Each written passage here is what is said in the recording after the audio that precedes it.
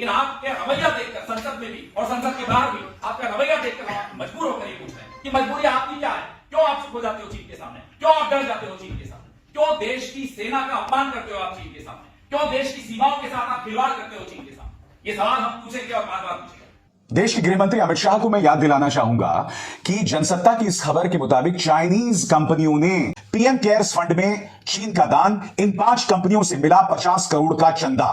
अब मैं आपको बताना चाहता हूं दोस्तों, कौन कौन सी चाइनीज कंपनी ने 50 करोड़ का चंदा दिया पीएम केयर्स फंड में। सबसे पहले सामने क्रम एक तरफ तो चीनी फौज आए रोज भारत में घुसकर उनकी फौज की पिटाई करती है, उनकी टेरिटरी पर कब्जा किए जा रही है और भारतीय पार्लियामेंट के एदादो शुमार के मुताबिक अब तक हजारों स्क्वायर किलोमीटर पर चीनी फौज ने न सिर्फ कब्जा कर लिया है बल्कि वहां पर पक्के इंफ्रास्ट्रक्चर भी तामीर कर दिए गए हैं। वहां उनकी नकलो हमल बड़ी तेजी से न सिर्फ जारी है बल्कि अपने चीनी शहरियों को वहां पर बसाया भी जा रहा है, पूरे गांव बसा दिए गए हैं। जबकि दूसरी तरफ भारतीय फौज की कारकर्दगी और नरेंद्र मोदी सरकार पर भी बड़े सवाल उठते दिखाई दे रहे हैं। भारतीय जिन्हें इस वक्त चीन का मुकाबला करना चाहिए था, वो सियासतदान एक दूसरे की पतलूनें खींचते दिखाई दे रहे हैं। जबकि दूसरी तरफ चीन ने भी बड़ा कमाल खेल खेला है भारतीयों के साथ। एक तरफ उसकी कंपनियां अपोजिशन को फंड करती रही हैं, जबकि दूसरी तरफ नरेंद्र मोदी सरकार को चाहे कोरोना के दिन हो या कोई और मुसीबत, भारतीय जनता पार्टी के सरकारी फंड में अरबों रुपए के फंड्स देते रहे हैं। इसलिए जो बाइकआउट की मुहिम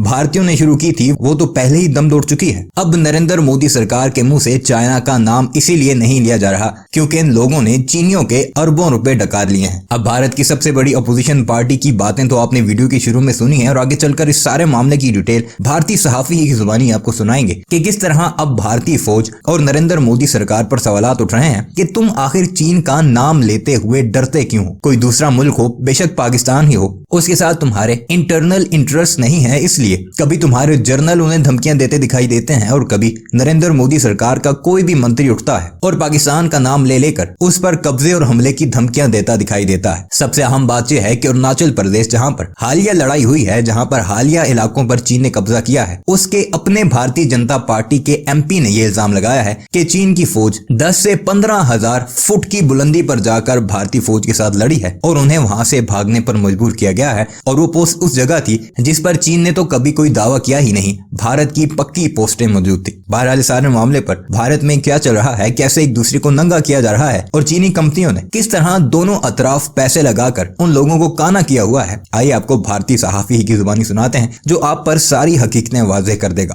पीएम केयर्स फंड को 1 करोड़ नहीं, 2 नहीं बल्कि 50 करोड़ का चंदा दिया था।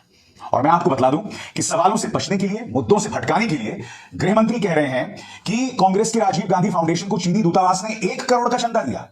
1 करोड़ और 50 करोड़ में फर्क है कि नहीं? और सबसे बड़ी बात, अगर राजीव गांधी फाउंडेशन को चाइनीज दूतावास ने 1 करोड़ से ज्यादा का चंदा दिया और अगर ये इलीगल है, अगर ये अवैध है, तो मोदी सरकार ने क्या एक्शन लिया है? अगर ये देशद्रोह है, क्योंकि आप तो बात में लोगों को देशद्रोही बता देते हैं, तो आपने राजीव गांधी फाउंडेशन पर क्या एक्शन लिया है?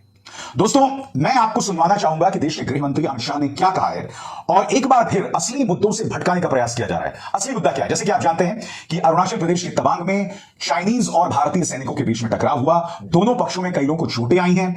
देश के रक्षा मंत्री ने संसद में बयान दिया है जो मैं आपको आगे जाकर सुनाऊंगा। मगर जो अहम सवाल है जिसका जिक्र भारतीय सांसद तापिर गांव ने किया है कि चाइनीज सेना ने हमारी जमीन में प्रवेश किया, इस सवाल से बचने के लिए देश के गृह मंत्री जो हैं वो कांग्रेस को घसीट कर ला रहे हैं, राजीव गांधी फाउंडेशन को घसीट कर ला रहे हैं। मैं चाहूंगा आप उनके तंज को सुनिए और उसके बाद मैं आपके सामने एक हकीकत रखने जा रहा हूं जो आपको सुनना चाहिए। सुनिए अमित जी क्या कह रहे हैं। ये जो राशि चीनी दूतावास से मिली, इसका उपयोग भारत चीन संबंधों के विकास पर शोध करने के लिए ये पैसा दिया गया है। अब मैं कांग्रेस पार्टी को पूछना चाहता हूं कि इन्होंने शोध तो जरूर किया होगा, क्या उनकी शोध में 1962 में जो हजारों हेक्टेयर भूमि भारत की चीन ने हड़प ली वो शामिल था क्या? और शोध इस पर किया तो रिपोर्ट क्या आई है? नेहरू जी के प्रेम के कारण सुरक्षा परिषद में भारत की स्थायी सदस्यता बलि चढ़ गई। इस विषय को उन्होंने शोध का विषय बनाया था क्या? और अगर बनाया था तो इसका नतीजा क्या हुआ? जिस वक्त गलवान के अंदर हमारे सेना के वीर जवान चीनियों से भिड़ रहे थे, उस वक्त चीनी दूतावास को अधिकारियों को कौन रात्रि भोज दे रहा था? वो उनकी शोध का विषय था क्या? अगर था तो उसका नतीजा क्या हुआ? जब उनकी सरकार थी तो 2006 में अब मैं देश के गृह मंत्री के सामने खबर रखना चाहूंगा। पीएम केयर्स फंड में चीन का दान, इन 5 कंपनियों से मिला 50 करोड़ का चंदा।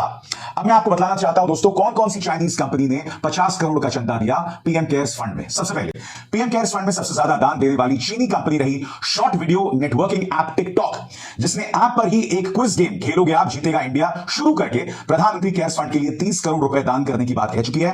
गौरतलब है कि टिकटॉक फरवरी से लगातार ऐप के जरिए कोरोना वायरस के खिलाफ लड़ाई में जागरूकता फैलाने में बयान जारी करती रही है। खुद सरकार का माईगॉव और पीआईबी हैंडल भी इस ऐप का इस्तेमाल कोरोना के प्रति जागरूकता फैलाने में कर रही है। टिकटॉक ऐप का इस्तेमाल माईगॉव इंडिया और पीआईबी प्रेस इंफॉर्मेशन ब्यूरो ने किया। यह बात अलग है कि जब चाइनीज सैनिकों से भारत का संघर्ष हुआ था, जिसमें हमारे 21 सैनिक जो हैं वो शहीद हो गए थे, तब इन्होंने टिकटॉक पर पाबंदी लगा दी। मगर पीएम केयर्स फंड, वो पीएम केयर्स फंड जो सूचना के अधिकार के अंतर्गत नहीं आता, उसे इन्होंने 30 करोड़ का चंदा दिया। क्या देश के गृह मंत्री इस सवाल का जवाब देंगे? बजाय इस मुद्दे को लेकर वो राजीव गांधी फाउंडेशन पर हमला बोल रहे हैं, यानी कि फिर मुद्दे को भटका रहे हैं। और सिर्फ टिकटॉक नहीं दोस्तों, और भी कंपनियां हैं, सबूत के साथ मैं आपको बता रहा हूं उन्होंने कितना दान दिया, और देश के गृह मंत्री इस बारे में कुछ नहीं कहेंगे। आपके स्क्रीन पर चीन की सबसे बड़ी मोबाइल कंपनी शाओमी ने पीएम केयर्स फंड के ऐलान के 3 दिन के अंदर ही कुल 15 करोड़ की राशि कोरोना से लड़ाई में देने का ऐलान कर दिया। इनमें 10 करोड़ रुपए पीएम केयर्स फंड के लिए, जबकि 5 करोड़ रुपए अलग अलग राज्यों के सीएम केयर्स फंड में देने की घोषणा की गई। इसके अलावा शाओमी ने गिव इंडिया प्लेटफॉर्म के साथ 1 करोड़ जुटाने का लक्ष्य भी रखा और इससे 20,000 परिवारों के लिए साबुन, सैनिटाइजर और मास्क उपलब्ध कराने की योजना शुरू की गई। सिर्फ शाओमी नहीं दोस्तों, और भी Chinese company PM cares fund में योगदान दे रही थी। शाओमी के अलावा चीनी टेलीकॉम कंपनी हुआवे ने भी पीएम केयर्स फंड में 7 करोड़ का डोनेशन दिया। इसके अलावा हुआवे ने भारतीय अफसरों को कोरोना संदिग्धों की जांच के लिए तापमान जांचने से संबंधित तकनीक शेयर करने का प्रस्ताव भी रखा। इसके अलावा वन प्लस और ओप्पो ने भी 1-1 करोड़ का योगदान या चंदा दिया। 1 करोड़ रुपए के लिए देश के गृह मंत्री राजीव गांधी फाउंडेशन को ताना दे रहे थे। मैंने आपके सामने पूरी पोल पट्टी खोल दी है। 50 करोड़ पीएम केयर्स फंड, ये ना भूलें, सूचना के अधिकार के अंतर्गत नहीं आता। यानी कि जो आप योगदान पीएम केयर्स फंड में कर रहे हैं वो कहां जाता है, किसकी जेब में जाता है, कैसे इस्तेमाल होता है, हम नहीं जानते हैं। पीएम केयर्स फंड में 50 करोड़ चाइनीज कंपनी दे रही थी और देश के गृह मंत्री 1 करोड़ का ताना दे रहे हैं। और जाहिर सी बात है दोस्तों, कांग्रेस ने इस पर तल्ख तेवर अपनाए हैं। पार्टी के नेता और सांसद गौरव गोगोई ने कहा है कि प्रधानमंत्री नरेंद्र मोदी खुलकर सामने क्यों नहीं आते हैं, आखिर क्यों वो रक्षा मंत्री, विदेश मंत्री के पीछे छुपे रहते हैं। इस मुद्दे पर उन्हें सामने आना पड़ेगा और अपनी बात रखनी होगी। क्या कह रहे हैं गौरव गोगोई, आइए सुनते हैं। तो इसका नतीजा भविष्य में हमको भुगतना पड़ेगा और सारा का सारा जिम्मेवारी प्रधानमंत्री मोदी जी को लेना पड़ेगा। तो मोदी जी, जैसे राहुल गांधी जी बार बार कहते हैं, डरिए मत, मुंह खोलिए, चीन का नाम लीजिए और भारत की सेना और भारत के नागरिकों को यह विश्वास दीजिए कि आपने जो पहले कहा वो गलत था और अब आप जानते हैं कि सच्चाई क्या है और भारत की सरकार पूरी तरीके से इस चुनौती का मुकाबला करेगा, उसका आप विवरण करिए।